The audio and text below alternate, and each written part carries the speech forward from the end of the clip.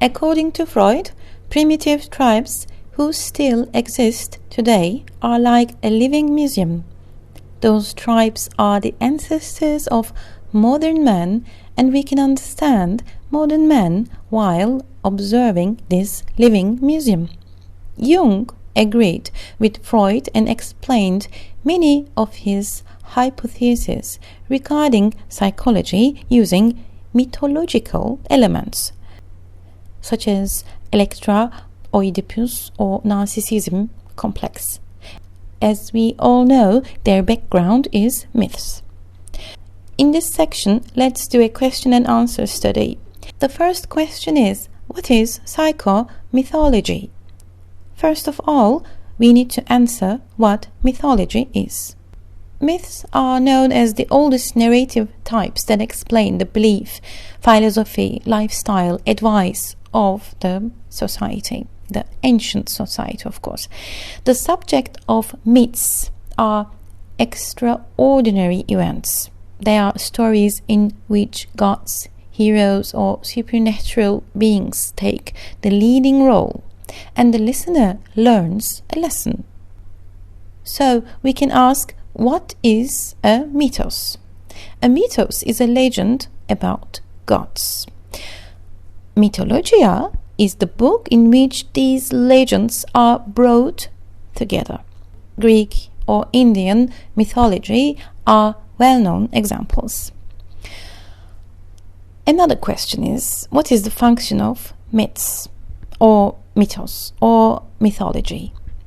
In this modern time, the most important function of a myth is to connect the past to the present.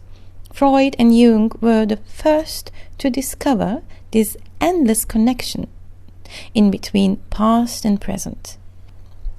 In addition, the function of myths in their own period was to reveal models that will serve as an example for human behavior.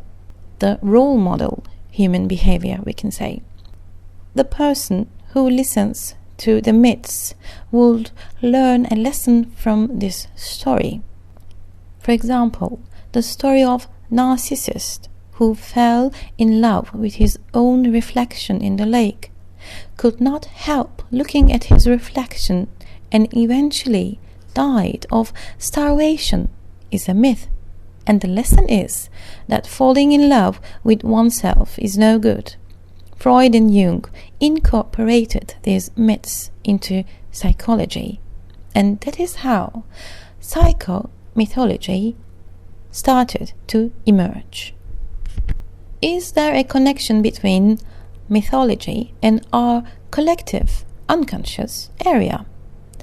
Mythology carries clues about our collective subconscious area because it provides important information about the development stages of human mind. Symbols in mythology illuminate this existential process of man. According to Jung, mythology is the expression of the collective unconscious area through mythological symbols, because it is known that mythological symbols reflect archetypes. In order to explain archetypes, it is very much necessary to understand myth, says Jung. According to Campbell, myths are produced by traces from the depths of the subconscious of individuals. As myths are studied, universal categories of human thought can be reached. This is what Jung did.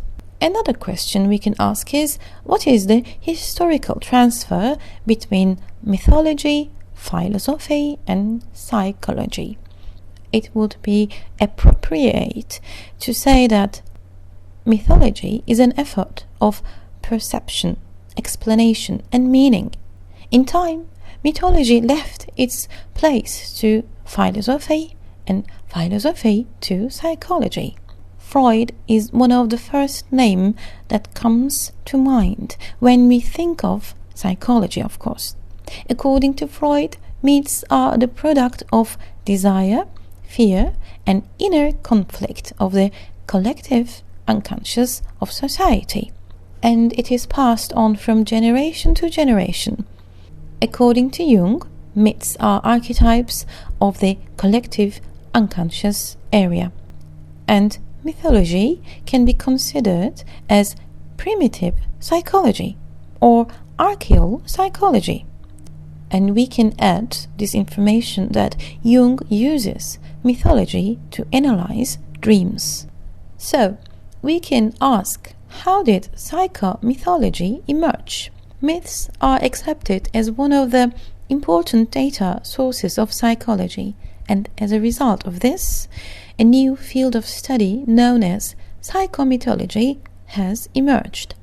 According to Wundt, who is accepted as the founder of modern psychology, mythology contains the records of psychology. Campbell also states that another psychological function of mythology is to enable them to reach their spiritual realities and gain harmony. Freud argued that myths are collective and ongoing dreams.